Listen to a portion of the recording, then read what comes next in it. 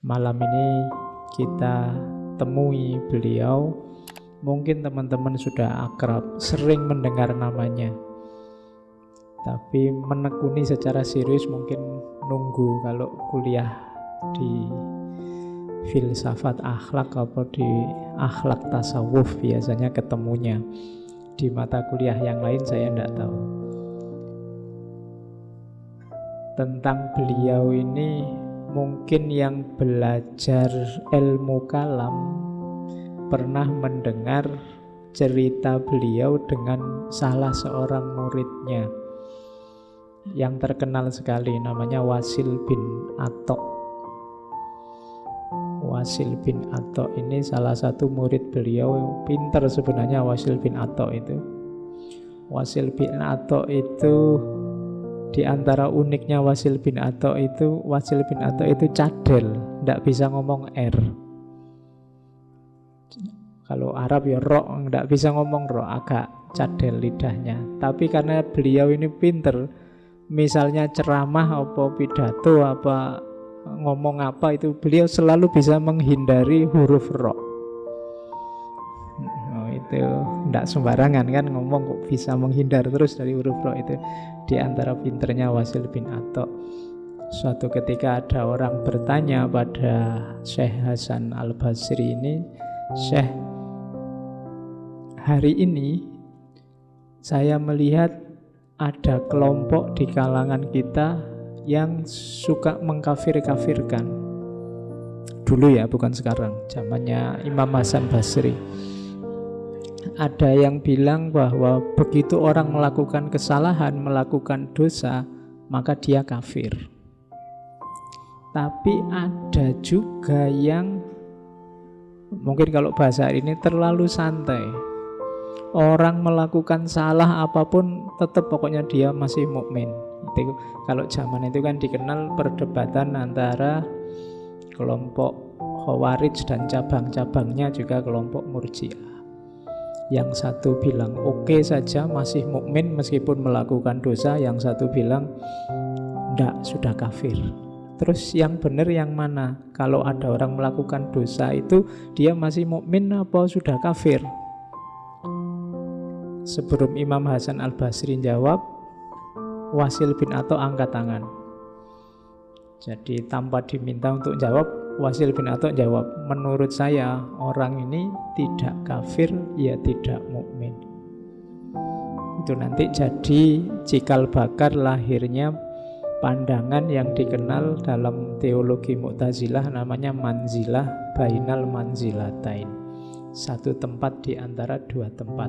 Kapan-kapan ya tema ini kita mau Syekh Hasan Basrinya ini. Jadi ada muridnya nyerobot jawaban, tapi beliau tidak marah. Beliau cuma bilang, karena setelah itu Wasil bin Atok setelah jawab itu berdiri terus nyari sudut masjid yang lain untuk mojok bikin kajian lain yang baru.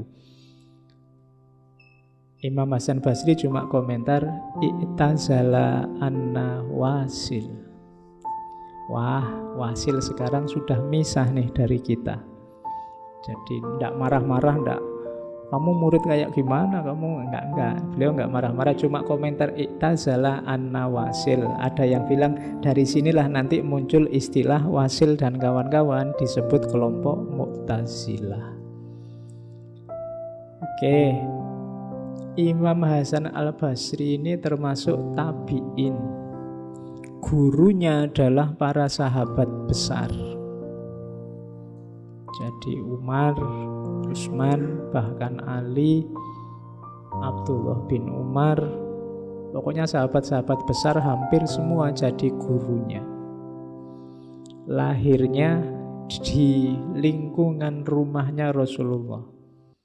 Karena ayah dan ibunya itu maula. Maula itu sebut saja pembantu. Ayah dan ibunya dulunya budak dari Irak yang menikah. Kemudian ayahnya pembantu di rumahnya Zaid bin Sabit. Nanti Imam Hasan Al-Basri ini bahkan sempat disusui oleh salah seorang istri Rasulullah yang dikenal cerdas, Ummu Salamah. Jadi ini punya posisi dan kedudukan yang luar biasa dari sisi masa kecilnya. Guru-gurunya tidak perlu diragukan lagi. Dan beliau termasuk tokoh yang nanti dikenal sangat menguasai agama, tokoh yang dikenal ungkapan-ungkapannya banyak berpengaruh hingga hari ini. Kalau bahasa kita hari ini, quote-quotesnya itu luar biasa. Itu Imam Hasan Al-Basri. Umur 15 tahun beliau pindah dari Madinah ke Basrah. Makanya nanti gelarnya jadi Hasan Al-Basri, karena tinggal di Basrah. Oke, sekarang kita lihat apa yang bisa kita ambil untuk muhasabah dari gagasan-gagasan sufistik Imam Hasan Al-Basri. Kalau ada yang tanya, Pak, ini kan ngaji filsafat, kok temanya tasawuf? Nggak tahu saya juga jawabnya gimana. Pokoknya ngaji wae lah. Kalau di jurusan akidah filsafat Islam ini ya biasanya ada di mata kuliah akhlak tasawuf. Di UIN mata kuliah akhlak tasawuf itu hampir ada di semua prodi. Oke, jadi yang kuliah di UIN mungkin pernah juga ketemu dengan beliau, Imam Hasan Al-Basri. Oke, beliau ini selain ngaji ke tokoh-tokoh besar, hidupnya awalnya seorang pedagang mutiara. Makanya beliau dikenal Hasan, di antara julukannya Hasan si pedagang mutiara. Ada beberapa versi tentang konversi pertobatan seorang Hasan Basri dari ulama yang luar biasa kemudian menjadi sufi. Kalau teman-teman membaca kitabnya Fariduddin Attor yang terkenal sekali, itu diterjemahkan judulnya Warisan Para Aulia, atau judul aslinya Tadhkiratul Aulia. Jadi Hasan Basri ini satu ketika datang ke seorang kliennya jual beli mutiara, kebetulan seorang perdana menteri di daerah Bizantium. Bizantium itu satu kota di Yunani kuno yang nanti zaman Romawi namanya ganti Konstantinopel, zaman Turki Utsmani ganti jadi Istanbul. Nah, Perdana Menteri ini satu ketika ngajak Imam Hasan Al-Basri ini jalan-jalan ke satu tempat. Jadi di kerajaan itu, di satu tempat ada satu tenda. Di tenda itu pas Hasan Al-Basri ke sana, tiba-tiba datang ratusan pasukan. Kemudian merubungi tenda itu, ngomong-ngomong apa sedikit terus pergi. Kemudian setelah ada pasukan datang ulama-ulama, orang pinter, filosof, cendekiawan, ratusan juga, muter-muter di tenda itu, ngomong-ngomong sebentar terus pergi. Setelah itu datang juga perempuan-perempuan cantik, muter-muter juga di tenda itu terus pergi juga. Terakhir datang orang-orang tua, muter di situ terus pergi. Paling akhir datang rajanya, muter juga di situ terus pergi. Ini Hasan Al-Basri heran, itu ngapain sih orang-orang itu? Kok muter-muter semua di tenda, ngeruneng gak jelas terus pergi? Cerita sufi itu kan gitu, menarik kalau diceritakan. Diceritain sama Perdana Menterinya, di tenda itu di dalamnya adalah makamnya putra mahkota. Jadi waktu putra mahkota ini masih muda, semua orang mencintainya. Pinter, ganteng, jagoan, pokoknya harapan pemuda-pemudi bangsa negara. Dia semua mengharapkan dia nanti mengganti raja. Tapi terus masih di usia muda tiba-tiba sakit. Semua dokter kerajaan tidak bisa ngatasi dan akhirnya meninggal. Dan dimakamkan di situ yang ada tendanya. Nah, orang tadi yang datang muter-muter ngerundeng itu sebenarnya sedang semacam muhasabah atau apa ya.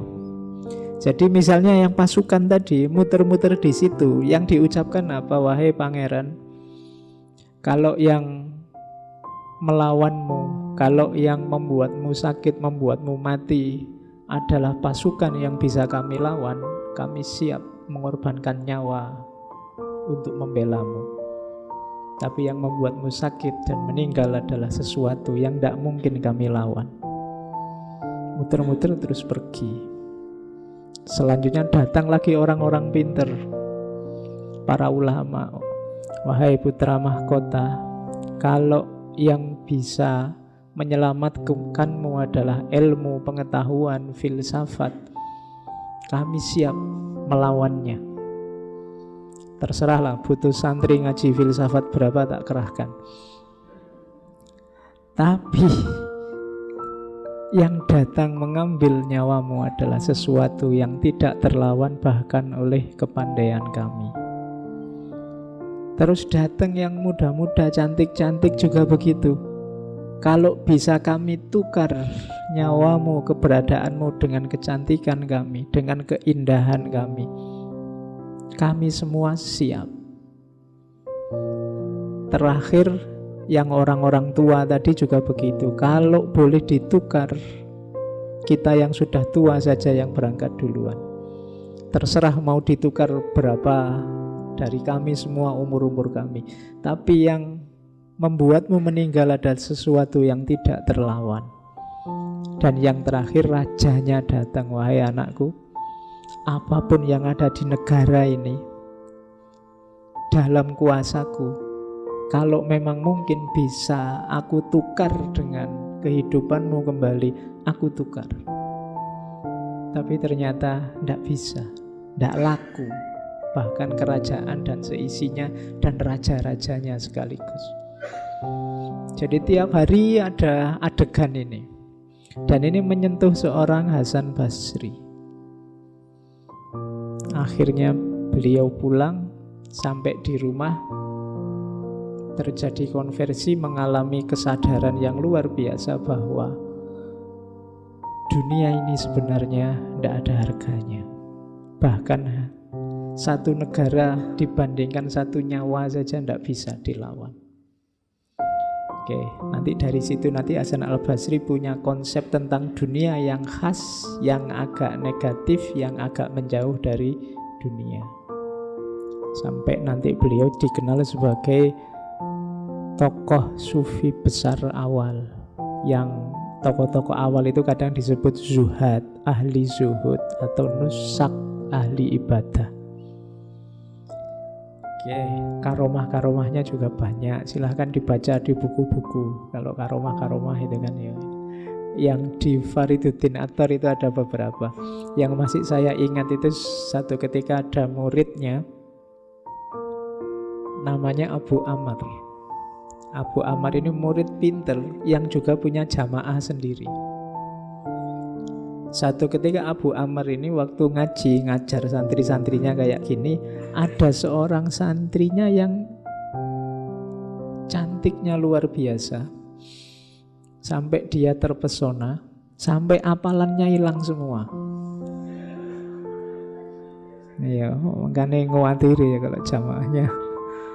Jadi terus menghadap sama Imam Hasan Al-Basri, guru, tidak tahu apa yang menimpaku sekarang. Pikiranku kacau, tidak karu-karuan. Hafalan Quranku hilang.